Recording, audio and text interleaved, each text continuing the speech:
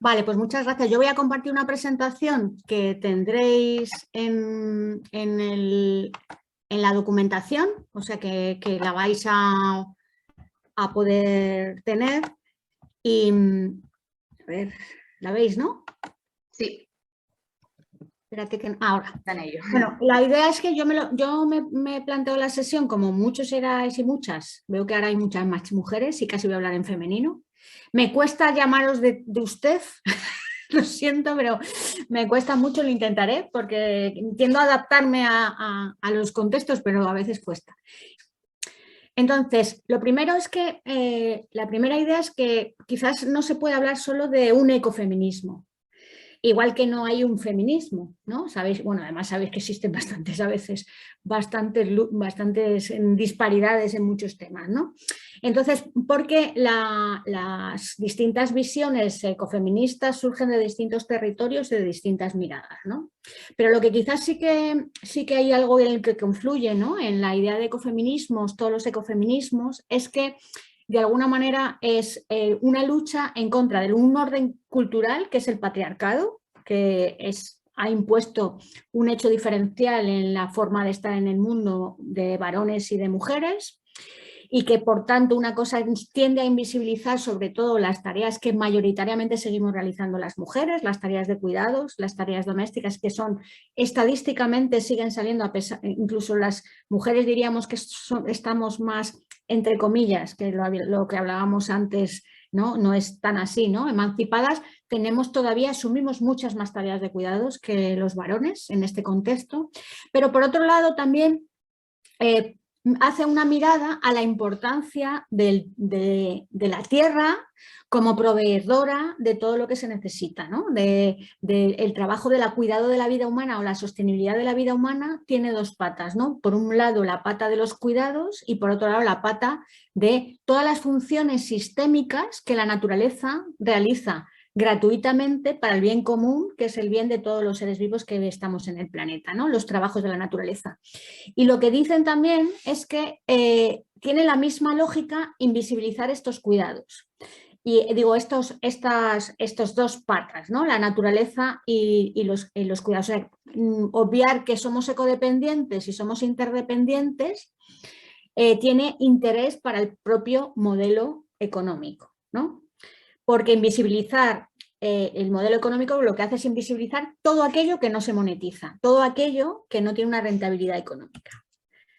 Entonces, haciendo un poco historia de dónde surge este concepto, esta es la pancarta que nosotras en Madrid solemos llevar al 8 de marzo, ¿no? Es poco dejando esa impronta más ecofeminista, pero habéis visto que hay otra pancarta también desde las mujeres zapatistas, es decir, que los discursos pueden ser parecidos, ¿no? Que son la tierra como proveedora de lo que necesitamos y los cuidados como vidas dignas y vidas que merecen la pena ser vividas. Diríamos que uno de los primeros movimientos que se habla que son ecofeministas es el movimiento de las mujeres Chipko, que seguramente sí que conoceréis.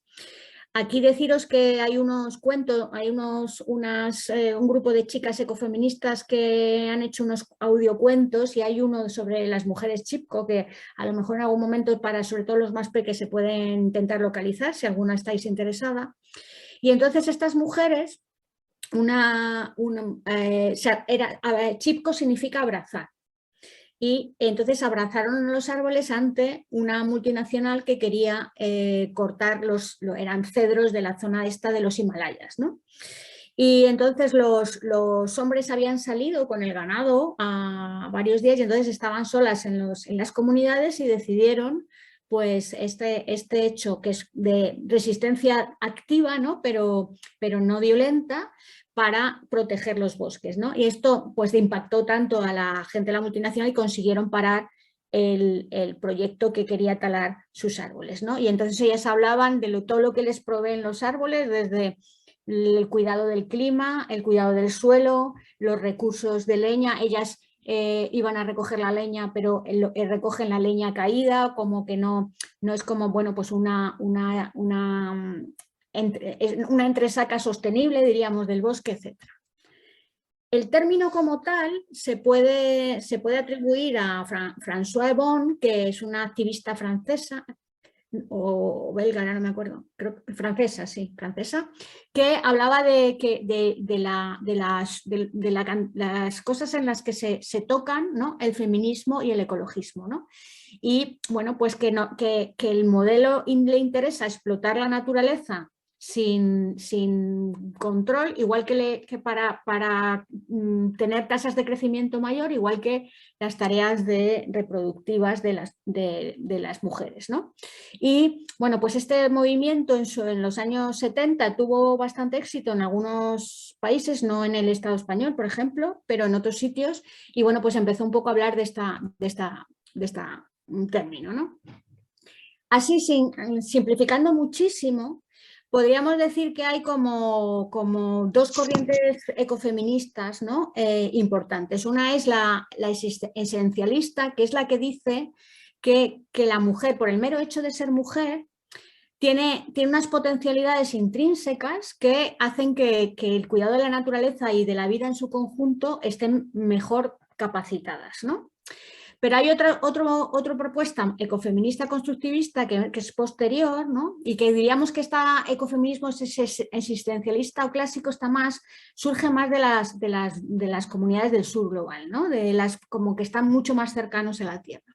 Pero otras mujeres ecofeministas pues dicen que en realidad el reparto de roles y el reparto de cómo estamos vinculadas a la naturaleza tiene que ver con cómo nuestro marco cultural nos hace estar más próximas a la naturaleza y a la crianza. O sea, hay una serie de cosas que son evidentes, ¿no? Las mujeres somos las que tenemos la parte de la crianza cuando los niños y las niñas son bebés, pues porque es una evidencia que esos cuidados son como más cercanos a las mujeres, todo el tema de la lactancia, etcétera. Pero que no existe ningún motivo que haga que los varones no puedan también implicarse en la crianza y que además tengan o estén más alejados de la propia naturaleza por el mero hecho de ser varones, sino que es algo más bien cultural y diríamos que casi cultural occidental, ¿no? Y ya últimamente, en estos últimos años, el ecofeminismo se ha interrelacionado con un montón de cosas que estaban pasando, ¿no? O sea, se ha ido permeando de ideas que tienen que ver con el género, pero también con la raza, con la clase social o con el colonialismo, es decir, las mujeres del sur global que luchan por sus territorios poniendo sus cuerpos delante, ¿no? Y que nosotras como mujeres blancas podemos tener una situación de desventaja social o cultural con respecto a los varones, pero una mujer que sea de clase proletaria tiene más que una mujer que sea de clase social alta, y a su vez si estás marcada por una raza que te identifica, ¿no?, como que vienes de otros territorios, pues a su vez tienes esa marca, ¿no? Entonces que dentro de todo estos contextos pues hay unas diferencias, privilegios entre unas mujeres con respecto a otras, ¿no? Y quizás también surge muchas veces la idea de que el feminismo en general, ¿no?, a veces ha transmitido unas demandas de mujer blanca, diríamos, de clase social alta, ¿no? ¿Y cuáles eran esas demandas? Pues el competir con los varones en un contexto, ¿no?, que lo comentábamos un poquito antes de empezar, en un contexto del mercado y de las condiciones de empleo que consideramos o considera nuestra sociedad como éxito, cuando lo que otras mujeres demandamos es una vida que merezca la pena ser vivida para todas las personas, ¿no?, y en todos los momentos, y repensar el modelo de empleo, repensar el modelo social, repensar el modelo cultural, repensar el modelo político, etcétera. O sea, que la idea es que lo que nos ha traído hasta aquí no nos vale, ¿no?, como idea cultural de desarrollo, progreso, etcétera, que nos está trayendo a una encrucijada que tiene que ver con los límites del planeta, que tiene que ver con los cuidados, y nosotras lo que queremos es de alguna manera modificar las reglas del tablero, no solamente jugar en el tablero, ¿no? ¿De dónde surge un poco que esto está por encima del ecofeminismo, pero tiene que ver con, con la dicotomía de géneros, ¿no? Esto surge de alguna manera del periodo de la Ilustración, en el que también es verdad que fue un periodo de apertura científica, ¿no? A lo largo de la historia, pero sí que supuso una diferenciación por pares del contexto cultural, ¿no? Entonces a la mujer se le adjudicó en ese contexto histórico una vinculación con el cuerpo, ¿no? Y a la varón con la mente. Las mujeres la parte más emocional, los varones la parte racional, a las mujeres la parte reproductiva, a los varones la productiva. El ámbito privado era, o sea, el ámbito doméstico es el ámbito en el que se desarrollaban las vidas de las mujeres, el ámbito público, ¿no? Tanto a nivel laboral como a nivel también de incidencia política, pues eran los varones, ¿no? A la mujer se le vinculaba, por tanto, con el tema de la naturaleza y con la cultura, el hombre. La cultura entendida como el marco cultural imperante, no como una cultura, diríamos que más abierta, ¿no? Y, bueno, por lo tanto, esto hacía que estuviesen las mujeres subordinadas en una situación de dominación con respecto al varón, ¿no? Pero también con respecto a todo el marco social, ¿no? Y a esto nos lleva, nosotros estamos en ese marco cultural, ¿no? En el que todavía, a pesar de que hemos avanzado mucho en temas vinculados con los derechos de las mujeres, pues estamos dentro de ese marco cultural, ¿no? Y en el que, por ejemplo, dentro de las normas de funcionamiento de este marco cultural, pues lo que hace es que las mujeres, pues en todas las estadísticas dicen que si hay medias jornadas las cogemos las mujeres porque queremos apropiarnos también de los tiempos de cuidados, como hablábamos antes, ¿no? O porque, bueno, pues que queremos tener otras vidas aparte. Pero esto hace que tenga un reflejo también en cuanto a la cobertura social que tú tienes, a temas de pensiones, etcétera, ¿no? En la medida de nuestro marco economicista. Y bueno, pues ¿qué significa poner la vida en el centro? Pues estos dos conceptos que ya he comentado un poquito antes, ¿no? Que somos ecodependientes y que somos interdependientes. Y que las dos cosas son fundamentales para una vida buena, para una vida que merezca la pena ser vivida. Y esto tiene que ver también con el paradigma científico, ¿no? Y una de las cosas fundamentales es que nuestro paradigma económico se desarrolla con una especie de ilusión que no es real, de que se desarrolla al margen de la naturaleza y al margen de la sociedad, ¿no?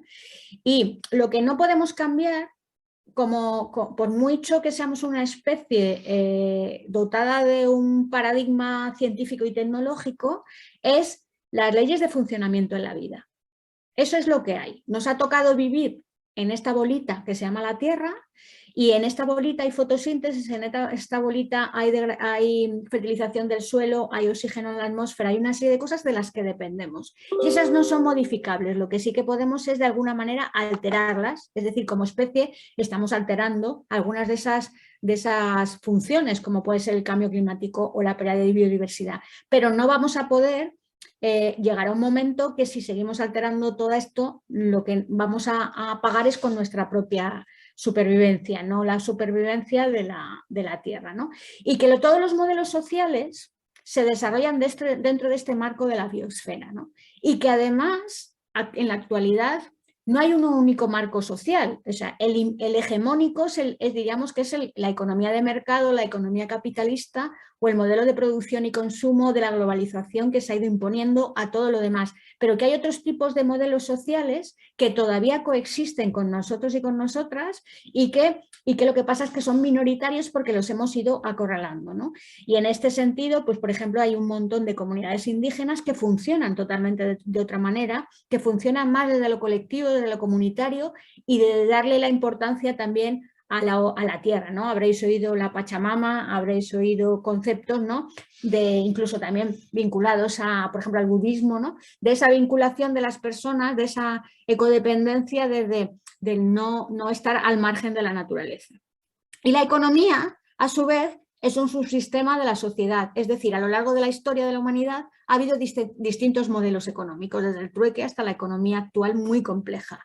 Y que eso, lo que es modificable es el modelo económico y también los modelos sociales asociados, pero lo que no es modificable, por lo menos hasta un límite, ¿no? Hasta una situación de translimitación que estamos alcanzando, es cómo funciona la biosfera. Por mucho que tengamos un paradigma científico y tecnológico que pensamos que está súper desarrollado, pero no tenemos ninguna máquina que se coma el CO2, ni hemos inventado una forma de volver a la vida una especie que extinta, ¿no? Y todo eso pues hace que no, hay cosas que no pueden ser. No podemos entender la medida de la complejidad de la biosfera como un sistema complejo y no podemos entender toda la parte excesivamente microscópica que tiene que ver con la vida, que como por ejemplo todo el mundo bacteriano. Y en general, pues sí que es verdad que tenemos un paradigma científico y tecnológico por encima de cualquier otra especie con la que compartimos la Tierra, pero no tenemos la capacidad, ¿no? Diríamos, por encima de la naturaleza. Bueno, y esto es un poco la forma de representar nuestra economía. La economía capitalista, muchos autores hablan de la economía del iceberg o del iceberg y dice que, o sea, lo que la economía ve es todo lo que supone intercambios monetarios, ¿no? El sistema financiero, los salarios, el comercio, el consumo, todo lo que incrementa pues todos los flujos de dinero, diríamos, ¿no? Y que, bueno, pues el máximo indicador es el PIB, que el PIB tiene que crecer siempre porque si no se viene todo abajo, ¿no? Pero si no existiese una parte por debajo del agua que no vemos, que es mucho más grande que la parte emergida, que sustenta y hace flotar el iceberg, no podría darse este modelo económico. Y este modelo económico, por eso, estructuralmente, se beneficia de esas tareas de cuidados y de esas tareas que la naturaleza genera a la vida que no monetiza. Porque si las monetizase, no habría suficientes intercambios monetarios como para tenerlo en cuenta. Tendrían que cambiar el paradigma económico, ¿no? Si le pusiésemos precio a todas las tareas de cuidados desde el punto de vista monetario, aunque de alguna manera se hace ahora con las cadenas globales de cuidados, o le pudiésemos precio a la fotosíntesis, pues claro, cada producto que consumimos sería muchísimo más caro, ¿no? Entonces todo el entramado estructuralmente vive de invisibilizar todos esos procesos de la vida. Y las grandes cadenas de producción y consumo invisibilizan todos los desastres ecológicos y sociales que generan por el camino. No los tienen en cuenta en la forma, ni siquiera con la propia lógica del mercado.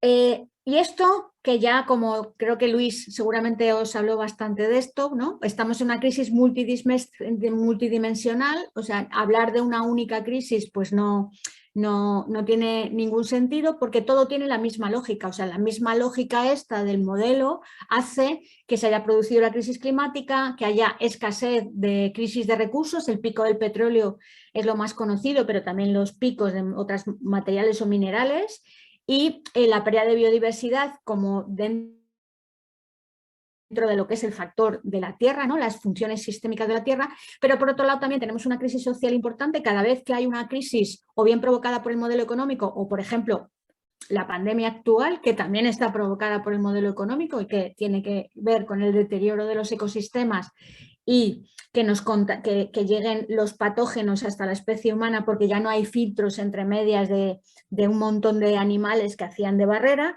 Bueno, pues esta crisis ecológica, cada vez que esta crisis que son reiterativas del modelo, cada vez salen fortaleciendo a cada vez menos personas. Y lo estamos oyendo, que incluso después de la pandemia los ricos se hacen más ricos y cada vez entran en una situación de más carestía. O sea, luego este modelo parece, ¿no?, que estructuralmente genera cada vez más pobreza social, ¿no? Y en todo esto, lo que nos compete un poco también para hablar de ecofeminismo es que también se da la crisis de cuidados. En la medida que lo que hablábamos un poco de la incorporación de las mujeres al mercado laboral por un lado, de el tema de que cada vez las personas mayores tienen más esperanza de vida, por lo tanto tienen también más necesidad de cuidados, y también cómo está configurada la sociedad y la dificultad que hay cada vez a resolver los cuidados más colectivamente y más en cercanía, pues hace que podamos hablar de una crisis de cuidados. Y esta crisis de cuidados, pues hay algunas autoras ecofeministas que hablan de los 3 colonialismos del hombre blanco, ¿no? Por un lado, el colonialismo del sur global, es decir, gran parte de nuestro modelo de producción y consumo se basa en expropiar directamente y explotar recursos de los territorios del sur. Por otro lado, de las tareas de cuidados de las mujeres mayoritariamente, y por otro lado, del planeta, ¿no? Entonces, la idea un poco de los colonialismos, que es verdad que la época colonial de alguna manera pasó con la emancipación de muchos de los países que estaban en situación de colonias, pero se ha ido imponiendo un neocolonialismo que tiene que ver con las leyes del mercado y tiene que ver con los actores que se mueven por el mundo sin ningún tipo de control, ¿no? Las multinacionales o los bancos. Bueno, pues una actividad de motivación que se podría hacer con los chicos y chicas es ¿a qué les suena este término? Aunque no hayan oído nada, pues de pronto una lluvia de ideas, pues hombre, diríamos que la propia palabra pues da pistas, ¿no? De por dónde puede ir, ¿no? Pues empezar un poco una actividad de motivación, de indagar con los chavales a qué les suena el ecofeminismo. O sea, los cuidados son muchísimo más, diríamos, van mucho más allá que las tareas domésticas. O sea, cuando salen las estadísticas de los tiempos que dedicamos mujeres y varones a las tareas en general, sale todo el tema de poner la lavadora, cocinar, cuidar de los niños y las niñas, todas esas cosas. Pero no sale tanto toda esa parte de apoyo emocional que, si os fijáis, por un tema cultural solemos hacer más las mujeres que los hombres. Y es subir, no sé, ayudar en un paseo a una persona, o sea, algo que tampoco es meramente, digamos, asistencial, ¿vale? Pero unas tareas que se ponen en el centro que tienen que ver con que la vida merezca la pena. Y hay infinidad, y es muy difícil de sacar las estadísticas de los tiempos de todas estas tareas que hacemos, que es para que funcione un poco de la sociedad, pero que no están contabilizadas de ninguna manera, ¿no? Es más fácil contabilizar quién pone la lavadora, porque es un hecho físico, que todas estas partes. Y además, muchas veces estas tareas se pueden hacer varias a la vez, ¿no? A la vez que tú estás, de alguna manera, preparando la merienda a tu hijo o tu hija, estás preguntándole qué tal le ha ido el examen. No digo que eso no lo hagan los varones nunca, ¿eh? Estás preguntándole cómo le ha ido el examen, le estás animando a la siguiente tarea y a su vez le estás preguntando si su amigo o su amiga que sabes del colegio que ha tenido un problemilla lo ha resuelto. Y todo eso a la vez. Por lo tanto, es muy difícil, ¿no? Contabilizar esas tareas, ¿no? Pero son fundamentales para la vida. A ver que lean. Eso, diríamos, los logros del capitalismo es individualizarnos. Porque en la medida que somos individuos, nos tienen de alguna manera atados para la sociedad de consumo, ¿no? Es decir, nuestro objetivo va a ser, toda nuestra aceptación social tiene que ver con el tema del consumo. En la medida que somos colectivo, que hacemos cosas juntas, imaginad, si preparamos una excursión para dar la sorpresa a un amigo o una amiga que sabemos que le gusta mucho el senderismo. Y a su vez sabemos que le gusta, yo qué sé, la tortilla de berenjenas. Y a su vez, o sea, eso son un montón de cosas que están vinculadas con la organización de lo colectivo, que van totalmente en contra de vendernos cosas materiales. Por eso, uno de los aspectos que tiene que ver con la sociedad consumista es el individualismo y la competitividad.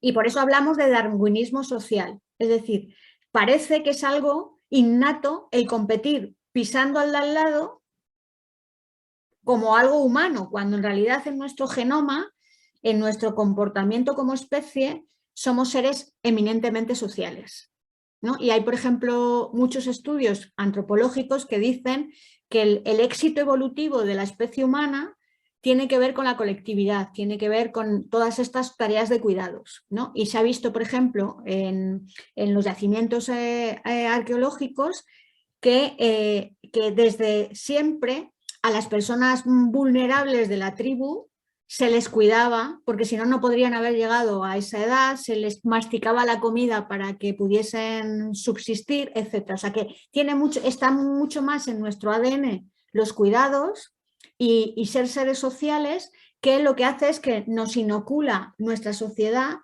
y eso tiene que ver mucho la educación, ¿no? El modelo educativo, desde que te ponen los números, las notas, los no sé qué para competir, para ser mejor, para no sé qué, ¿no?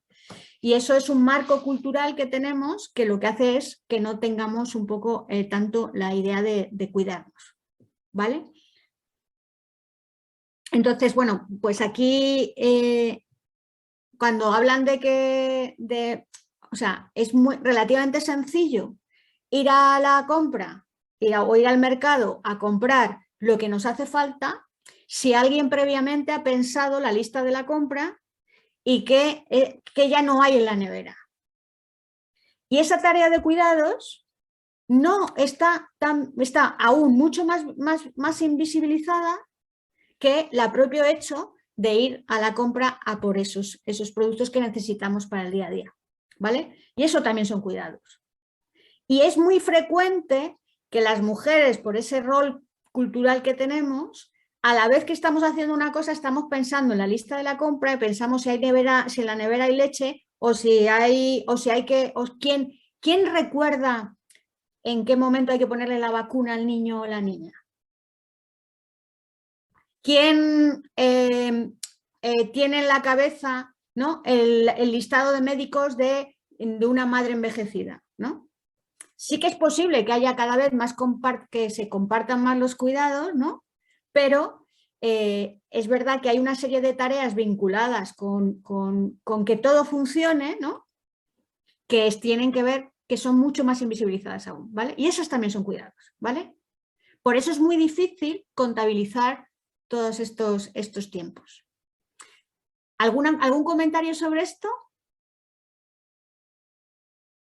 Bien, nos ha quedado, o sea, el tema de los cuidados es un tema mucho más complejo del que intuitivamente de primera se nos viene a la cabeza. ¿Sí? Si nadie tiene ningún comentario, voy a volver otra vez a la presentación.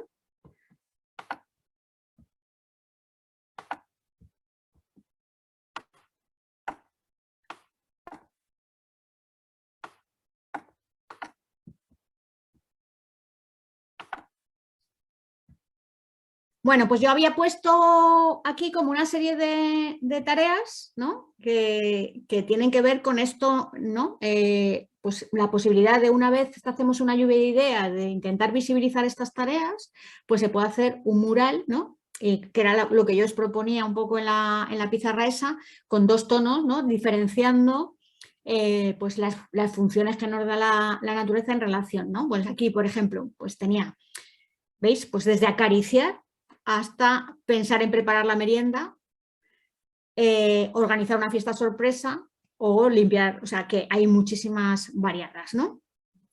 O desde el punto de vista de la naturaleza, por ejemplo, pues la naturaleza nos da una vacuna contra las pandemias, ¿no?, que ahora está como muy en el día a día, o la fotosíntesis realizada por las plantas, o una paz espiritual, o la depuración de un río por las bacterias que autodepuran el río, o todo el tema de los polinizadores, ¿no?, cómo reproducen la vida los polinizadores. Bueno, aquí tenéis desde recursos, ¿no?, como madera o agua potable o tal, hasta pues cosas así como los sumideros de carbono, ¿no?, que absorben el CO2, que una parte porque todo no lo pueden absorber porque están un poco ya trastocados, o la medicina natural, etc. Hay un montón de ideas, ¿vale? Bueno, pues vamos un poco siguiendo, ¿no? Otra de las cosas que tiene que ver con el modelo económico es que, igual que decíamos que estaban atravesados por un montón de factores de clase, raza y tal, en general, el 70% de las personas que se consideran pobres a nivel mundial son mujeres. Es decir, existe una mayor vulnerabilidad de las mujeres con respecto al modelo económico. Pero además, los impactos ecosociales afectan en mayor medida a las mujeres que los hombres.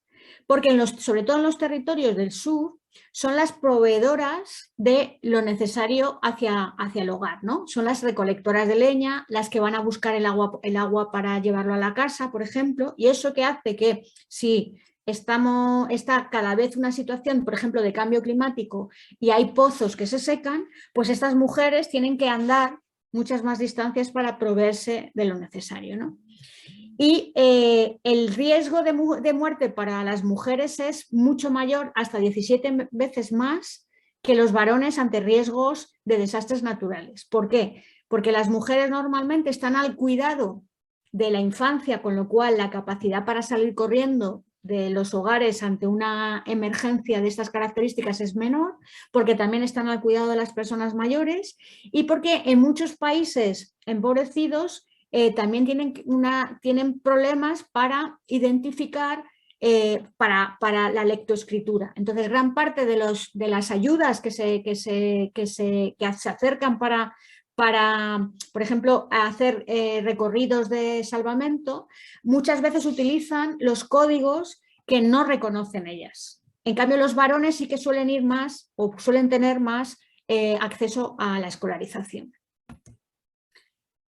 Pero son las mujeres campesinas, no en nuestro contexto cultural, pero en general en el mundo, las que proveen de los alimentos y las que cultivan entre el 60 y el 80% de los alimentos del mundo. Es decir, son, según la FAO, que creo que es un organismo que tiene bastantes datos. Ellas son las que trabajan, las que proveen de alimentos, pero en cambio no son las propietarias de la tierra, y a menudo son expropiadas de sus territorios en el caso de conflictos familiares. Es decir, son las que trabajan, pero no las que tienen, muchas veces las propiedades siguen teniendo una herencia por la parte masculina de la familia. Bueno, aquí tenéis un montón de escenas que son cotidianas en el sur de temas vinculados con los cuidados, pero también de proveer de la subsistencia diaria de las familias. Pero también en nuestro contexto, en el que no podemos decir que tengamos que salir por agua a 15 kilómetros de distancia ni nada de eso, la pobreza energética afecta en mayor medida a ancianas y madres sin compañero, y Amnistía Internacional dice que también las mujeres están más desprotegidas ante los desahucios. Es decir, el marco social y económico, incluso cuando las claves son economicistas, genera mucha más vulnerabilidad en las mujeres que en los varones, porque normalmente los salarios son más bajos, porque el empleo es más precario en muchos casos. Y bueno, hemos oído, creo que muchas veces, noticias vinculadas con mujeres mayores pensionistas que tienen pensiones muy, muy pequeñas, ¿no? Porque dependían del salario de sus compañeros, ¿no? En la época pasada, y que por no poder pagar la luz con una vela han quemado su casa o han fallecido. Esto se está dando en las despensas alimentarias, en los bancos de alimentos que se dan ante situaciones de precariedad. Hay muchas más usuarias que usuarios también. Pero además hay muchos sectores precarios que tienen que ver con el tema de género, ¿no? Habéis oído hablar de las Kellys, ¿no? Y bueno, en Canarias es un tema central, ¿no? Todo el tema turístico, y como el hecho diferencial de las camareras de hotel, ¿no? O las camareras de apartamentos turísticos, que es un trabajo muy, muy, muy de mujeres y además muy precario. Y tienen además un componente de salud ambiental vinculado, por ejemplo, al uso de los productos de limpieza, ¿no? Sabéis que hay unos compuestos que se llaman alteradores hormonales que alteran las hormonas del sistema inmunitario, y en el caso de las mujeres somos mucho más vulnerables a estos productos porque tenemos normalmente más tejido adiposo en nuestro cuerpo debido a todo lo que tiene que ver con nuestro papel dentro de la maternidad, ¿no? Acumulamos más grasa, y en la grasa se acumulan muchos más productos tóxicos que la de los varones. Y esto hace que, por ejemplo, haya determinadas enfermedades vinculadas con todos estos alterados hormonales que nos afectan en mayor medida que a los varones. Y bueno, pues estamos un poco metidas en esto que hablábamos al principio, ¿no? Que de una multitarea, ¿no? De estar en mil sitios a la vez. Y bueno, pues hay cosas como más visibles, pero hay otras cosas que son más invisibles. Fijaos, por ejemplo, en el tema de la pandemia, pues el hecho de la situación cuando se produjo el confinamiento, ¿no? Pues todas aquellas mujeres que a la vez que tenían que teletrabajar, ¿no? Estaban en el cuidado de los niños y de los deberes y las niñas, y a la vez estaban haciendo la comida y a la vez... Y sí que puede ser que, y es verdad, ¿eh? Que cada vez hay más corresponsabilidad con estas tareas con respecto a los hombres, pero en general la logística, eso que digo yo, el pensar si en la nevera hay leche o no, sigue siendo algo mucho más de rol femenino. Bueno, estos son unas gráficas de reparto de tareas de cuidados, pero están vinculados, como veis, más que nada al tema las tareas que se pueden medir de alguna manera, ¿no? Cuidados de familiares, tareas domésticas, etc. Bueno, pues está la barra, ¿no? de los hombres y las mujeres naranja, pues muchas más horas a lo largo del día en tareas vinculadas con los cuidados. Las tareas de cuidados son, por tanto, fundamentales para el buen vivir, y aquí tenéis una serie de ideas, ¿no? Que satisfacen necesidades humanas y son imprescindibles, es decir, cuando se dejan de hacer sí se nota que no se están haciendo. Normalmente sigue delegada a las mujeres y al ámbito privado, y se realizan de una manera invisible y gratuita, a no ser que las externalicemos. Y bueno, pues el modelo, lo que veníamos hablando, ¿no? de familia tradicional quebró, las mujeres nos incorporamos al mercado laboral, pero esto hace que haya esta crisis de cuidados, ¿no?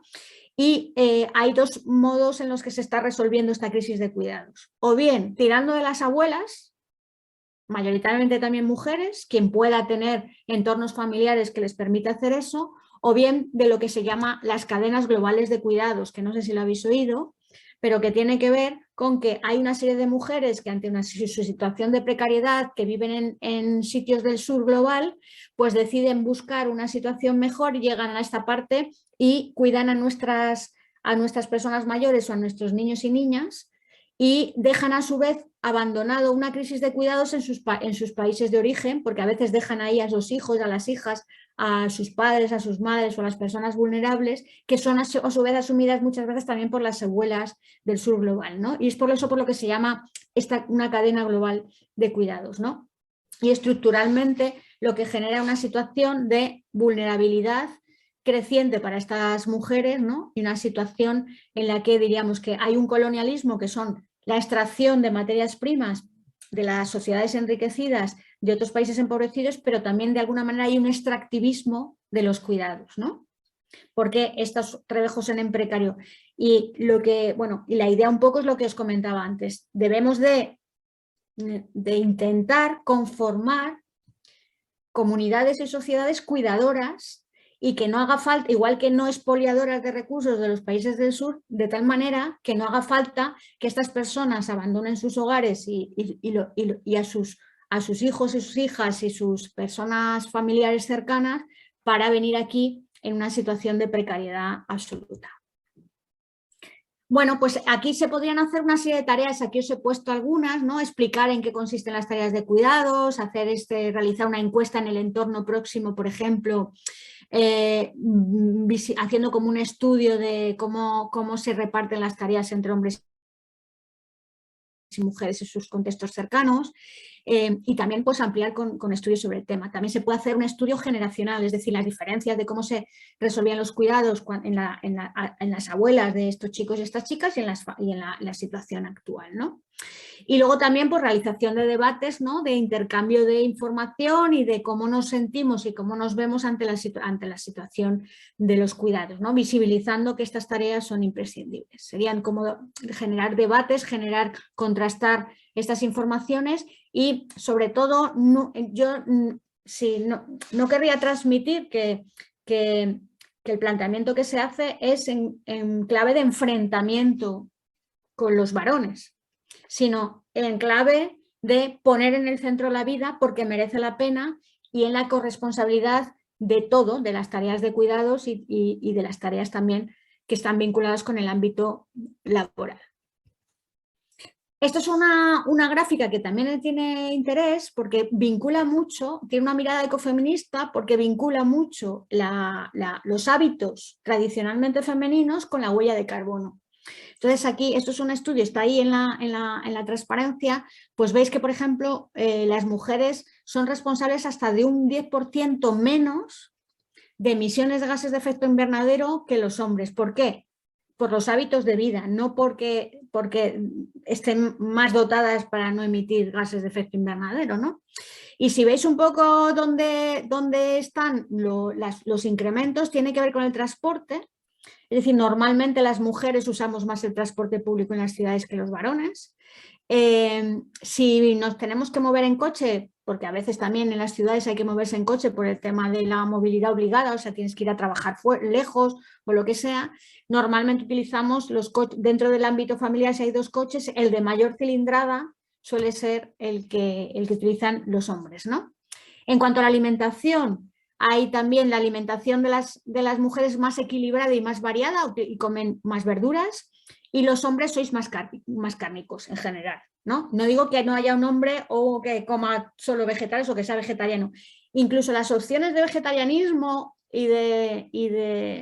están más vinculadas también a opciones más femeninas. No significa que no haya hombres, insisto, vegetarianos, pero que en general es verdad que yo digo en broma que la barbacoa es algo atávico, ¿no? Del momento de la cueva, ¿no? De poner allí y que bueno, eso ha quedado más, o sea, ese interés, ¿no? De la barbacoa me parece que es un poco ¿no? de ver el fuego, ¿no? Y poner ahí las piezas de carne, que es algo atávico y que, bueno, pues que se sigue manteniendo hasta ahora, ¿no? Pero que es más me parece a mí más masculino, ¿no? No digo que no haya diferencias. Y bueno, pues en general los hombres también utilizan más tecnología. Les gustan más los cacharritos que a las mujeres, ¿no? No, igual, insisto, esto es valores medios, diríamos, y no es criticar nada. Es decir, bueno, pues que quizás todos y todas, incluso las mujeres, deberíamos ir adoptando una dieta un poco menos carnívora. Yo no digo hacerte vegetariano, pero digo pues consumir menos carne porque es una evidencia, ¿no? Que tiene un efecto sobre el planeta y sobre la salud, ¿no? de las personas. O también deberíamos de plantearnos hacer más ejercicio, andar más, movernos más andando en bici en la medida que podamos, que tampoco es tan fácil a veces en los días que tenemos. Este es otro estudio parecido, pero es en Francia y también os he puesto el enlace. Y aquí lo que hace es analizar todos los tramos de las cosas que se van haciendo en el día a día, ¿no? En un día normal, y entonces pues ver cuáles son las emisiones adaptadas a cada uno de esos hábitos, ¿no? Y bueno, pues en este caso habla de que hay un 18% más de emisiones de gases de efecto invernadero que se les puede atribuir a las mujeres que a los hombres, ¿no? Pero bueno, básicamente en espacios colectivos en los que se reparten las tareas, pues esto sería totalmente diferente. La relación que tiene la ciencia con el ecofeminismo, por ejemplo, aunque ella no se consideraba ecofeminista, porque, bueno, supongo que conocéis o lo habréis oído hablar de Rachel Carson. Rachel Carson fue una científica estadounidense que también escribió un libro que se llamaba La primavera silenciosa. Y este libro fue, diríamos, el primer libro ecologista contrastado. O sea, el primer libro que alertó de los problemas que estábamos infringiendo a la naturaleza de una forma contrastada científica. O sea, obviamente había veces que había deterioros locales de un río y eso se evidenciaba, pero de una forma con un estudio detrás. Entonces, ¿por qué lo llama la primavera silenciosa? Porque ella se dio cuenta que en la zona donde vivía dejó de oír los cantos de las aves. Y entonces empezó a estudiar el motivo por el que eso era así, y entonces pues llegó a la conclusión de que era debido a los pesticidas, ¿no? A los pesticidas que se utilizaban en esos espacios, pues entraban en las cadenas de alimentación y pues estaban desapareciendo, diríamos, la vida en su conjunto, ¿no? Bueno, pues un poco fue demonizada y después de bastantes años, este libro pues fue alrededor de los años 50, en los años 70 se prohibió el DDT, que era uno de esos insecticidas que se utilizaban en la agricultura, ¿no? Y el DDT, por ejemplo, en España, se utilizaba para matar las moscas de casa, ¿no? O sea, que era... Y en la actualidad se prohibió en los años 70, como os digo, en los países enriquecidos y todavía nosotras tenemos DDT en nuestro cuerpo. Eso no significa que sea de una concentración letal, significa que como son bioacumulativos estos productos, pues permanecen en los organismos durante mucho tiempo. Y en el caso, igual que os decía antes, en los cuerpos de las mujeres de mayor medida. Otra activista fundamental en la que si queréis también os puedo recopilar algún artículo si no habéis leído nada de Vandana Shiva, es una activista india que ella de formación es física nuclear, o sea, ni más ni menos, y bueno, pues de alguna manera su discurso ecofeminista tiene que estar más vinculado al empoderamiento de las mujeres en relación con la soberanía alimentaria y también con una crítica al modelo occidental de desarrollo que ella llama mal desarrollo. Es decir, es una crítica en general al modelo que hace, ¿no?, que los países empobrecidos de alguna manera vivan subyugados y expoliados por el modelo de producción y consumo. Y bueno, hay algunos vídeos en la red muy interesantes de Vandana Shiva que podéis ver. Si no la habéis escuchado nunca, la verdad es que merece la pena. Si queréis, también os puedo buscar algún articulito o algún vídeo. Otra que seguramente que conocéis es a Wangari Maathai, que fue una activista keniata, que es la responsable del movimiento Cinturón Verde, que ella, bueno, pues logró plantar en zonas deforestadas de la zona de Kenia más de 40 millones de árboles y que generó todo un movimiento que fue el movimiento Cinturón Verde, en el que gran parte de las personas que formaban parte de este movimiento eran mujeres. Tenemos también a mujeres como Gadi Akzuba, que ella tiene relación con la defensa de los derechos de las mujeres y la lucha contra la violencia estructural contra las mujeres en la República Democrática del Congo. La República Democrática del Congo, sabéis que es famosa por el coltán. Tiene hasta en algunos casos hasta el 80% creen del coltán del mundo. Entonces, hay toda una serie de guerras estructurales vinculadas con el coltán que tienen que ver con grupos armados y se genera una situación de violencia estructural en general en contra toda la población, pero en particular sobre los cuerpos de las mujeres. Entonces, hace unos años, la foto de este señor, el Denis Bunkuba, como se pronuncie, es un ginecólogo que hizo una clínica en esa zona para reconstituir los cuerpos de las mujeres que estaban sometidas a las violaciones bestiales, ¿no?, de todos estos paramilitares, ¿no?, que campean por sus anchas un poco al hilo de los beneficios del coltán, ¿no? Pero claro, esto es un horror, pero también tiene que ver, hay una serie de actores que son las multinacionales de la tecnología que están también vinculados con la extracción de esos materiales y que no ponen condiciones para que esta extracción del coltán sea de otra manera. Supongo que sí que conocéis a Rigoberta Menchú porque fue Premio Nobel de la Paz en el 92 y ella ha hecho mucho como activista indígena, tiene mucho que ver con la tierra, ¿no?, con la defensa de la tierra, pero también con la defensa de los pueblos indígenas de Guatemala. Y bueno, pues lo que está pasando es que de alguna manera todas estas defensas de luchas territoriales que tienen que ver con ponerle un poco coto a los poderosos, pues muchos de los activistas ambientales pagan con sus propias vidas, ¿no?, la defensa del territorio. Y en este caso también especialmente las mujeres, no solamente con su vida, sino también con todas las agresiones sexuales vinculadas a la defensa del territorio. Supongo que también habéis oído hablar de Berta Cáceres y cómo fue asesinada en 2016 por defender en Honduras de los ríos, ¿no?, que eran fundamentales para el mantenimiento de las comunidades locales y la agricultura, etcétera, ante una gran presa de una multinacional extranjera. Y bueno, pues en general en Latinoamérica ahora mismo está habiendo muchísima presión por parte de las multinacionales y muchos asesinatos de ecologistas o de personas que defienden el territorio y muchas mujeres que podríamos considerar también ecofeministas, ¿no? Porque de alguna manera también ponen los cuidados en el centro. Y otro sitio en donde hay muchísimo peligro para ser activista es en Filipinas, otro espacio en el que también hay mucha presión por parte de todos estos proyectos. Aquí os dejo esta página por si se puede utilizar también con los alumnos, ¿no? Buscar a estas personas, ¿no? Es una página de Entre Pueblos que tiene muchos proyectos vinculados con la protección de las comunidades del sur global, en concreto en América Latina, y entonces podemos buscar biografías en primera persona para de alguna manera poner cara, ¿no?, a todas estas luchas en personas en las que vemos con rostro, ¿no? Entonces tienen como bueno, se me ha pasado, pero bueno, tienen una página en la que podéis buscar. Los jóvenes están cada vez más, creo que más en la idea de que su futuro no va a ser como el pasado de sus padres, ¿no? De los padres y las madres, como que van a vivir tiempos de mayor problemática social y de mayores dificultades, ¿no?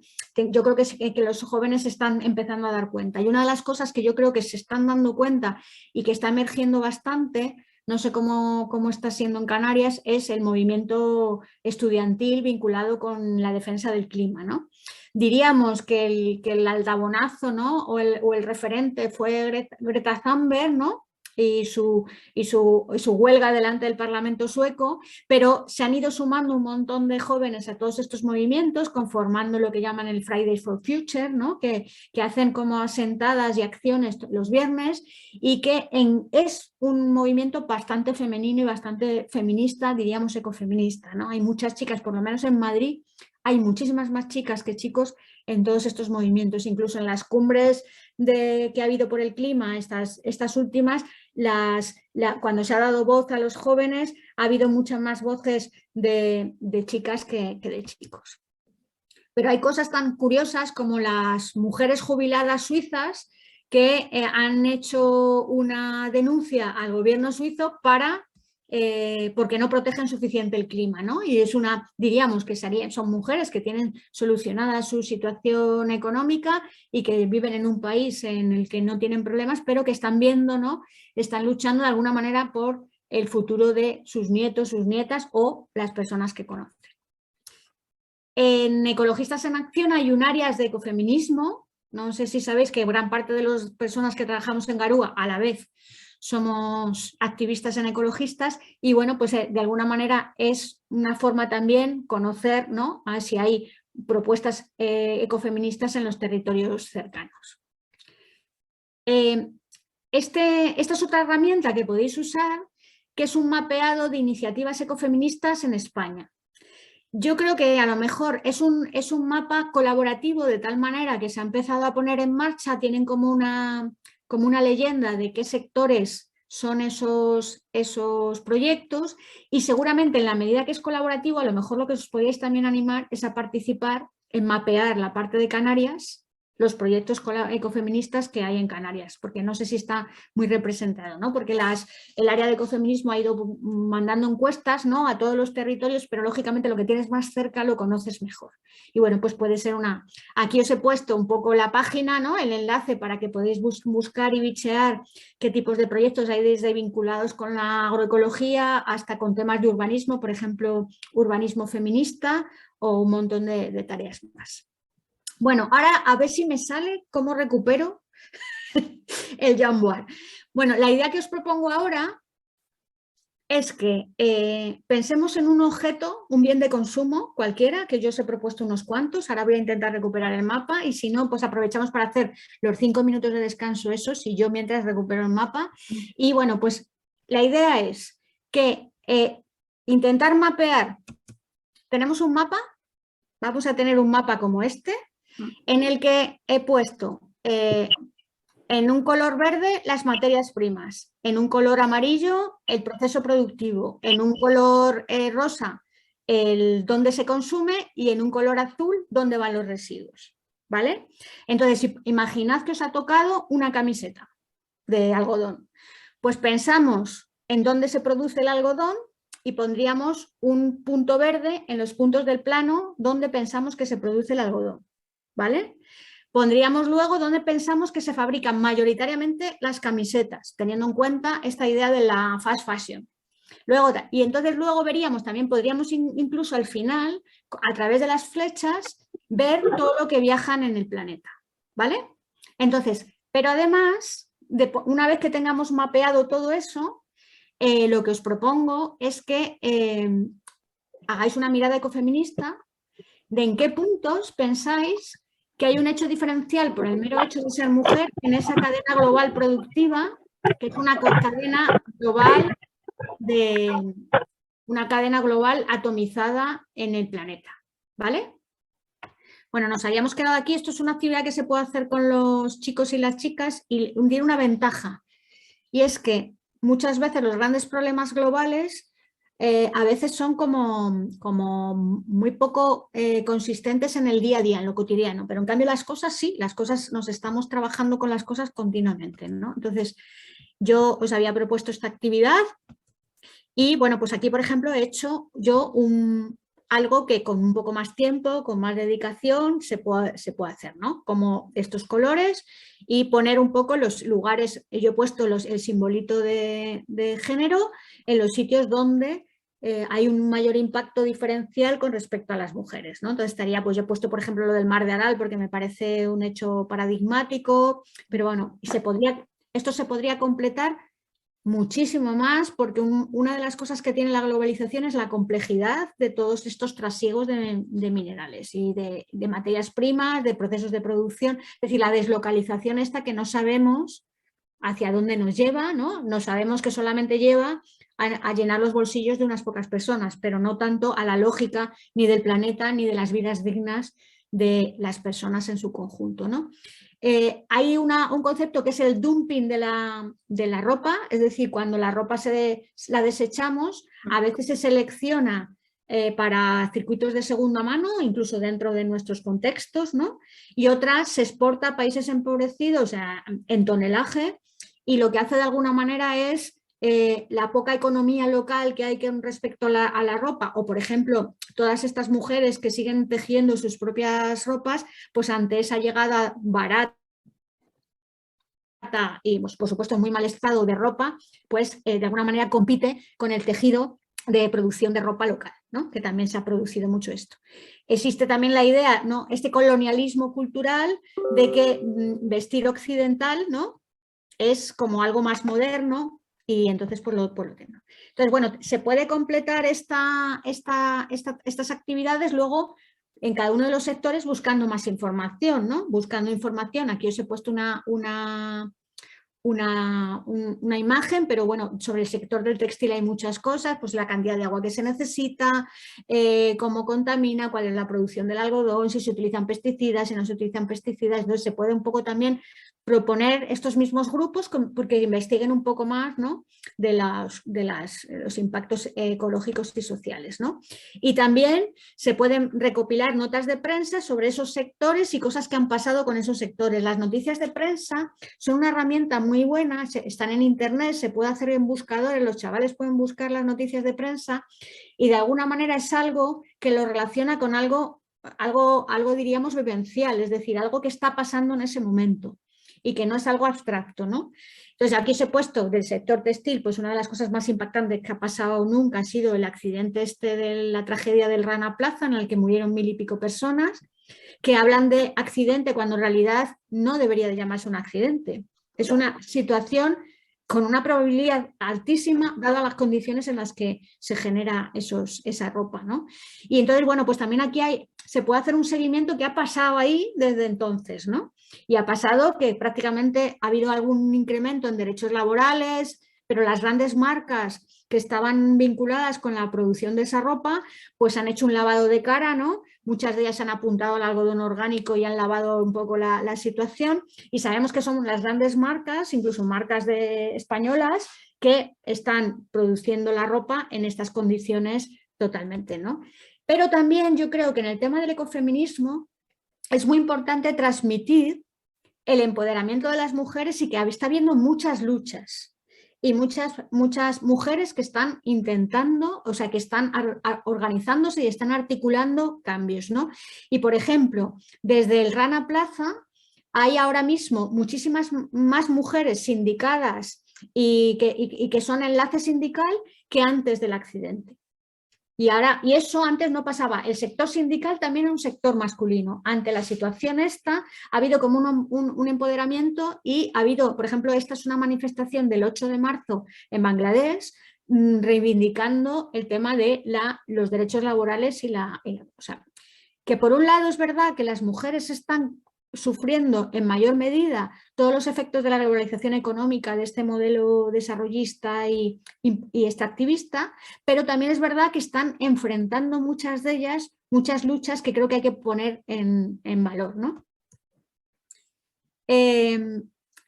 Aquí otra cosa que ya ha salido antes, no sé si conocéis a esta mujer, Carmen Valls, es una médica que está investigando sobre el hecho diferencial de cómo afecta en general no solamente los contaminantes, sino también, por ejemplo, los medicamentos, ¿no? Ha hecho un estudio de que, no, dado que la biología de mujeres y de hombres es diferente, no tiene sentido que todos los medicamentos que utilicemos, todos estén testados para varones de 70 kilos. ¿No? Y que las mujeres tenemos otro sistema hormonal y que deberían de tener en cuenta todas estas cosas. Esto también un poco ha salido antes, no sé, el riesgo de las mujeres es 14 veces mayor de perecer ante una catástrofe o climática o de generación de sequías redundantes, etc. Y aquí ya sería un poco la última idea, ¿no? Porque ya estamos terminando la sesión.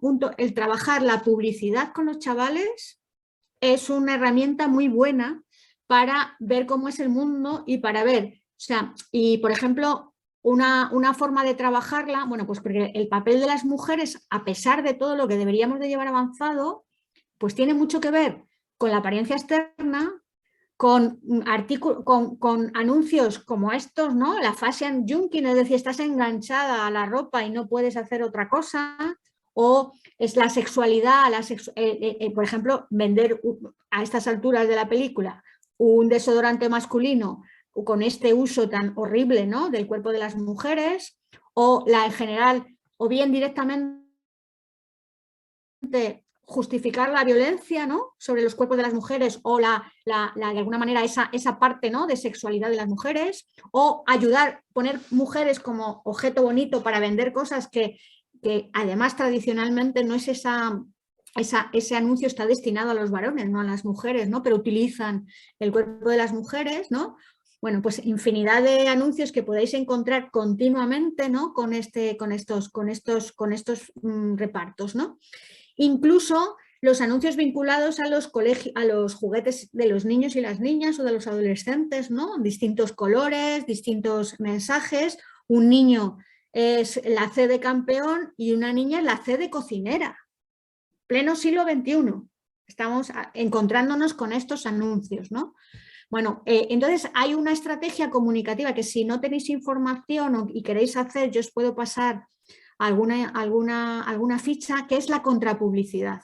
Y es como darle la vuelta al mensaje, ¿no? Cómo darle al mensaje que en realidad estamos utilizando para un prototipo femenino, por ejemplo, con las muñecas Barbie, y lo que estamos es provocando de alguna manera es cosas vinculadas con la anorexia, por ejemplo, ¿no? O darle la vuelta a un anuncio de esos el de Axe, que ¿cómo lo veríamos si el que se echa el desodorante es la mujer y el que está totalmente sexualizado sea un hombre? Lo veríamos ridículo, ¿no? Porque nuestra sociedad hace ver ridículo eso, ¿no? Pero no lo otro, ¿no? Es que se sigue utilizando. Entonces, un poco cómo trabajar desde una mirada ecofeminista todo esto, ¿no? También vinculado a qué productos o cuáles son las marcas que venden estos productos, que en la mayoría de los casos esta publicidad se gastan muchísimo dinero porque son grandes multinacionales, o sea, no se publicita la panadería del barrio, no se publicita el bar de la esquina, se publicitan las grandes marcas, ¿no? Bueno, pues aquí, por ejemplo, relacionar los electrodomésticos de la cocina y de limpieza con las mujeres exclusivamente. Hay una herramienta muy útil que es los bocadillos estos, es customizar la publicidad utilizando bocadillos que de alguna manera son disruptores con el discurso, ¿no? Pues menuda mierda tener que vestir así, o bueno, cualquier cosa que a los chavales se les ocurra, ¿no? O detrás de esta ropa hay explotación infantil, o el algodón de mi camiseta ha desecado el mar de Aral. O sea, intentar también, ¿no?, aportar una información extra a toda la publicidad. Y bueno, yo ya lo dejaría aquí, ¿no? Creo que la justicia, sabéis que el concepto de justicia ambiental es un tema fundamental, ¿no? Que es la otra pata de la sostenibilidad ecológica, y dentro de esta justicia social el tema de género es un tema fundamental, ¿no? De esta mirada ecofeminista creo que pone en el centro las dos cosas más importantes para visibilizar, ¿no?, y para trabajar. Entonces, nada, si queréis algún comentario,